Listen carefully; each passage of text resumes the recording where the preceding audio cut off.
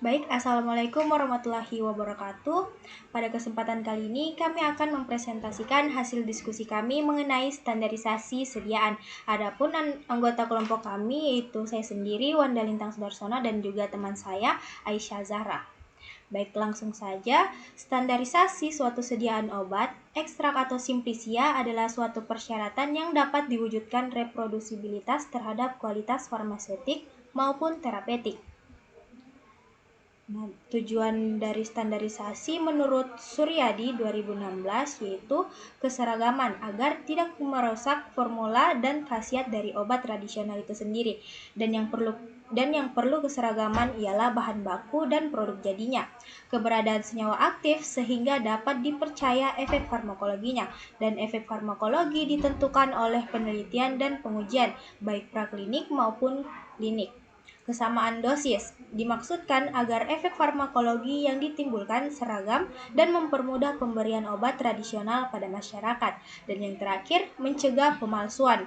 Dengan adanya standarisasi, masyarakat dapat membedakan produk yang asli ataupun palsu dan meyakinkan adanya keamanan dan khasiat dari obat tradisional tersebut. Nah, untuk penggolongan obat tradisional itu sendiri, yang pertama ada fitofarmaka. Fitofarmaka merupakan obat tradisional yang dapat disejajarkan dengan obat modern. Proses pembuatan fitofarmaka telah terstandarisasi yang didukung oleh bukti ilmiah sampai uji klinis pada manusia.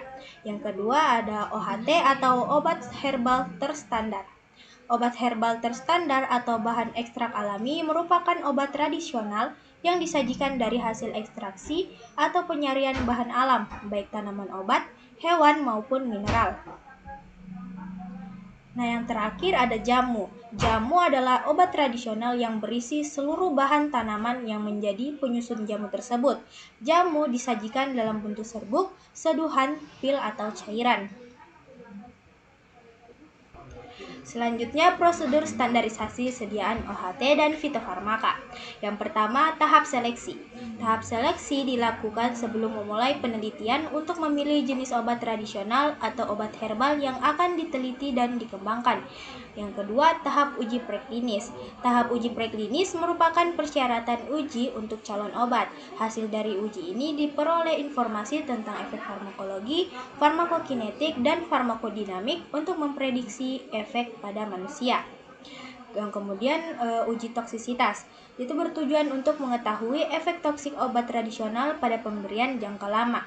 Kemudian tahap uji klinis. Tahap uji klinis obat tradisional dilakukan pada manusia untuk dapat menjadi fitofarmaka dengan dibuktikan khasiat dan keamanannya dengan beberapa tahap, yaitu fase 1. Obat tradisional diujikan pada sukarelawan sehat. Pada fase ini ditentukan keamanan suatu obat dan tolerabilitas obat tradisional. Fase kedua awal dilakukan pada pasien dalam jumlah terbatas, tanpa pembanding. Pada fase ini mulai dilakukan pengembangan dan uji stabilitas untuk persediaan obat. Kemudian fase ketiga, uji klinis definitif, melibatkan kelompok besar pasien.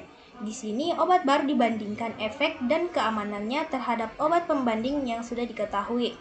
Dan fase keempat, pasca pemasaran, untuk mengamati efek samping yang jarang atau lambat timbulnya.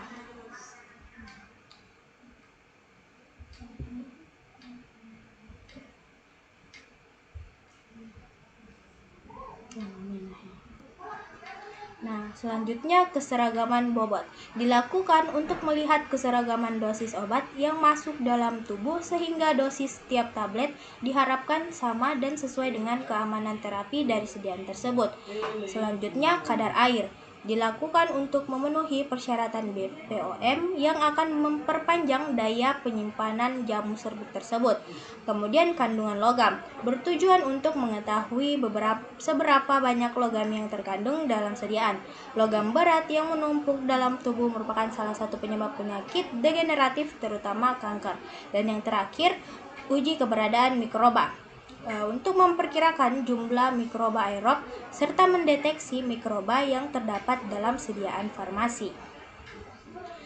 Nah, selanjutnya materi akan dilanjutkan oleh teman saya yaitu Aisyah Zahra.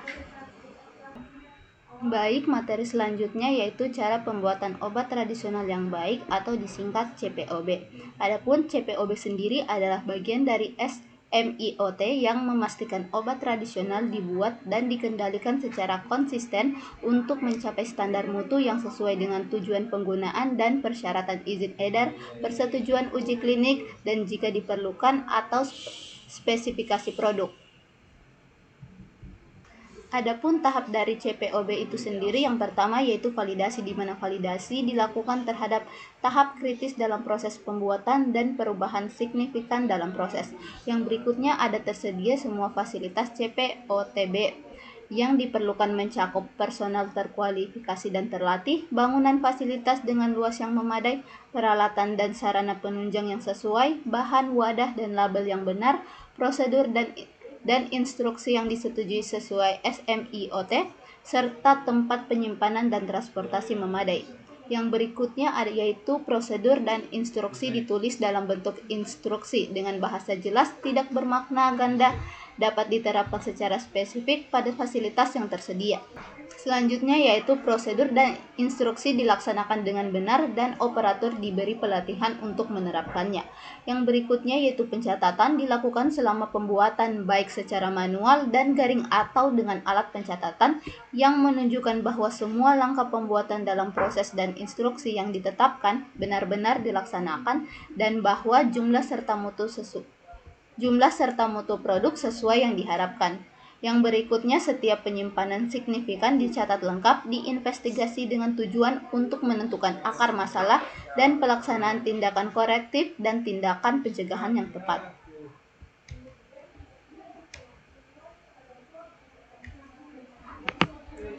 Selanjutnya yaitu catatan pembuatan termasuk distribusi obat tradisional yang memungkinkan ketertelusuran riwayat batch disimpan dalam bentuk yang komprehensif dan mudah diakses. Berikutnya, penyimpanan dan distribusi obat tradisional dalam kondisi yang tepat dapat memperkecil risiko terhadap mutu obat tradisional. Berikutnya, tersedia sistem penarikan batch obat tradisional dari peredaran. Dan yang berikutnya, keluhan terhadap produk yang beredar dikaji, penyebab catat mutu diinvestigasi, serta tindakan tepat diambil terkait cacat produk dan pencegahan keberulangan keluhan.